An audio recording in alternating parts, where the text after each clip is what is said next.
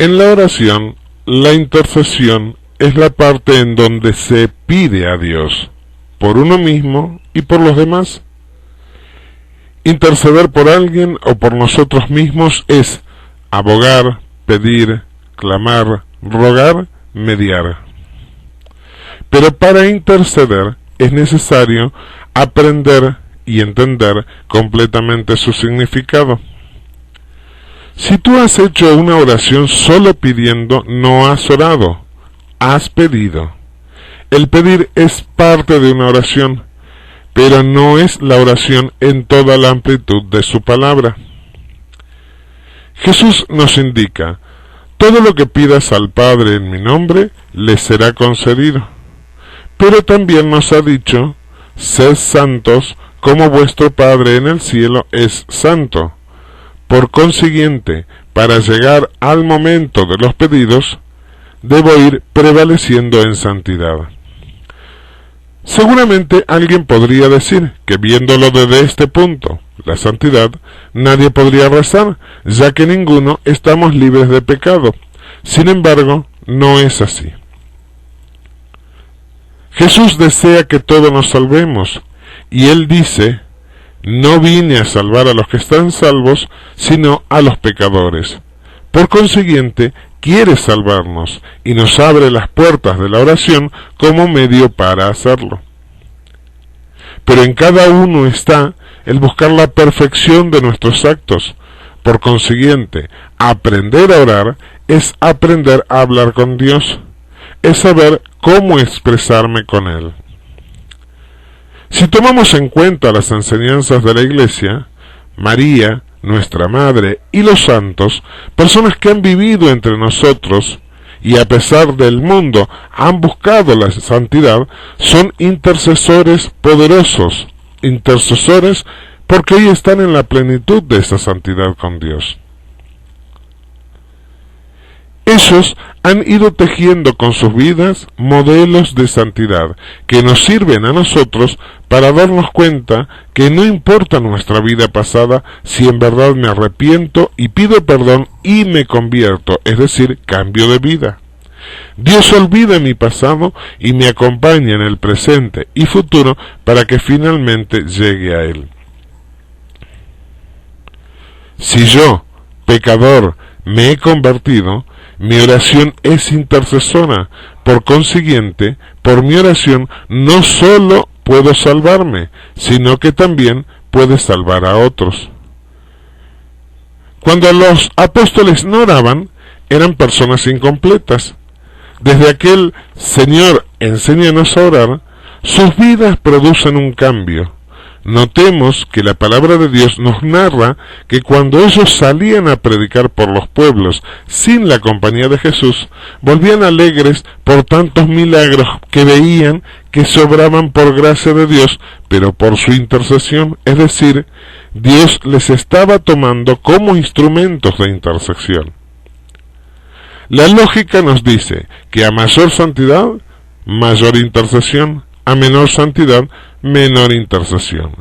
Es el pecado el que aleja de nosotros la gracia intercesora que Dios nos da. En gramática o lengua, según como se diga en cada país, una oración puede contener las siguientes variables: el sujeto y predicado, sustantivo o nombre, adjetivos, artículos, pronombres. Todas estas variables pueden componer una oración. Si una oración es compuesta por estas variables, la lógica me indica que en la oración con Dios no puede existir solamente el pedido. Hay muchas personas que se persignan y automáticamente terminado el acto y sin mediar palabras, largan la lista de pedidos. Imaginemos que vamos a una tienda a comprar algo y no decimos ni buenos días y comenzamos a pedir. ¿No seremos groseros? Sí, por supuesto que sí. Por tanto, si cuidamos tanto los detalles cuando hablamos con el de la tienda, ¿cómo no cuidarlos cuando hablamos con Dios a quien decimos amar? Hay personas que durante toda su vida no han rezado, solo pedido. Imaginemos que nuestros hijos o familiares no hablaran con nosotros, sino que cada vez que nos veamos solo nos pidieran. ¿No nos sentiríamos mal? Por supuesto que sí, porque no habría lugar para expresar sentimientos. Solo tendríamos un sentido disponible, el oído, para escuchar lo que nos van a pedir. El resto de los sentidos estarían inutilizados. La relación con Dios de la gran mayoría de la gente por medio de la oración inhabilitan los sentidos de Dios, limitándole a que solo nos escuche. Y si no nos complace, escuchamos frases como las siguientes: a mí Dios no me escucha, a mí Dios no me quiere. Pues ¿cómo va a hacerlo si tú dejas que Dios solo te responda complaciendo lo que pides? No le das lugar a Dios para que exprese sus sentimientos por ti. Se han ido viendo cada uno de los talleres enviados anteriormente. Hemos hablado de las partes que componen una oración: el arrepentimiento, el agradecimiento, la adoración y ahora la intercesión.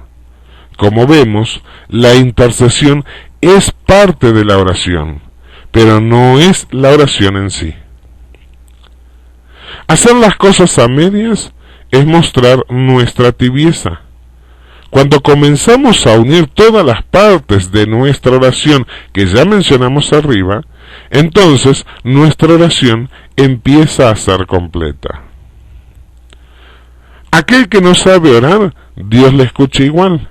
Es como el niño que no sabe caminar, pero que da sus primeros pasos. Aunque inseguro, tembloroso y con tropiezos, comienza a caminar, y su padre le sostiene. Así somos nosotros con la oración. Dios escucha nuestra imperfecta oración, nos sostiene a través de ella, pero como el papá alienta a su niño a que dé pasos más firmes, Dios nos alienta a que cada día profundicemos para mejorar nuestra relación con Él a través de la oración. Hay gente que no reza porque se aburre. Esto sucede porque no ha encontrado aún la forma amorosa de relacionarse con Dios. Ven a Dios como a un genio de una lámpara que solo tiene que conceder, pero no se busca una relación con Él. Cuando esta relación se da, entonces el sentido de la oración comienza a cambiar.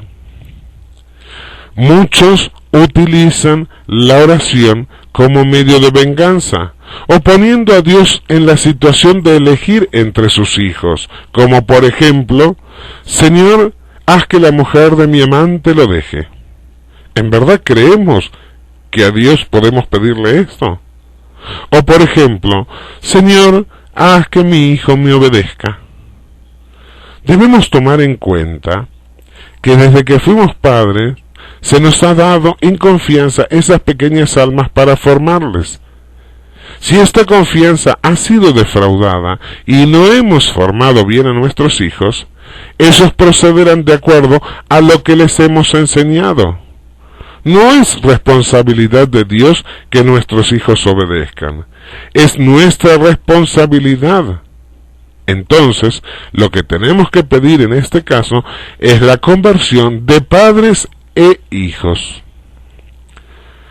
No podemos utilizar la oración como medio de manipulación, porque en la lógica Dios no desarmará un matrimonio para que nosotros estemos bien, ni tampoco hará magia en una relación como la de padres e hijo que debería haber sido sembrada por nosotros día a día.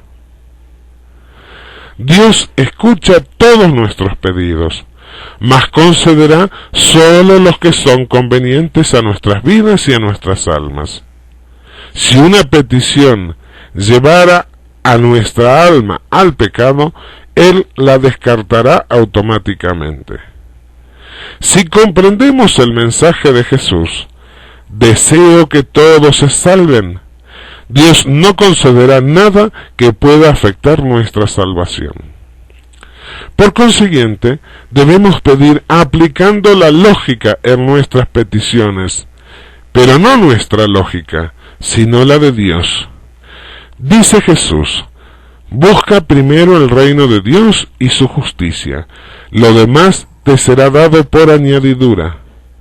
Si pedimos que Dios nos dé chance de comprar una casa, debemos ver primero cómo está nuestra familia. Somos unidos, permanecemos en oración, somos ejemplo. Buscar la unidad en la familia es buscar el reino de Dios, porque Dios reina en una familia en paz. Por consiguiente, Dios proveerá una casa para esa familia.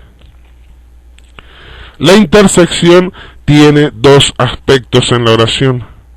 Uno es personal y el otro comunitario.